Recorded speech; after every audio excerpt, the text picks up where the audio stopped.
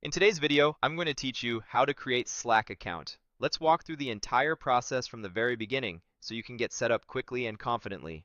Open your preferred web browser and head to Google. In the search bar, type Sign Up Slack Account. You're looking for the official Slack result that takes you to their Get Started page. Click the result that mentions creating a new Slack account. That will open Slack's onboarding flow. On the Slack page, you'll see a prompt that says something like, "First, enter your email." Click into the field labeled email address you use at work. You can use a work email or, if you're just testing, any email you have access to.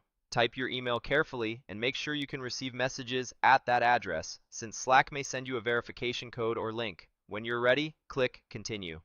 Next, Slack offers convenient sign-in options. You might see buttons to continue with Apple or with Google.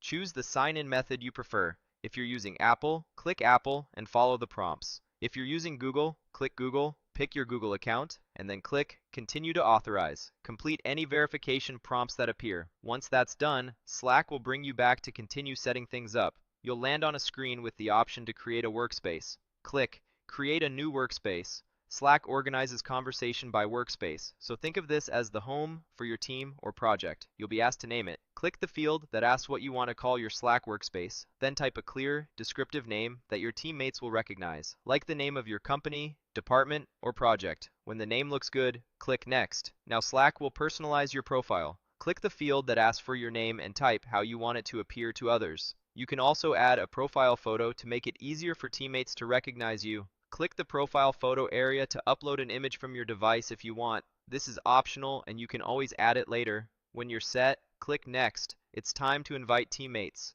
Click the field that asks who else is on the team and add your colleagues' email addresses, separated by commas.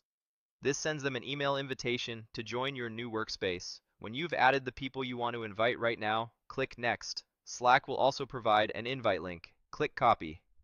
Invite link to save it to your clipboard. This is handy if you prefer to share it in a different app or message. If you're not ready to invite anyone just yet, you can skip this for now by clicking Skip this step, and confirm by clicking Skip step. You can always invite people later from within Slack. Finally, you'll choose a plan. You'll see an option to start with Pro, which includes expanded message history, more apps and integrations, and additional admin controls. You'll also see an option to start with the limited free version, which is great for trying Slack with a smaller team or for lightweight use. Pick the one that fits your needs right now. If you want to explore everything Slack offers, click Start with Pro.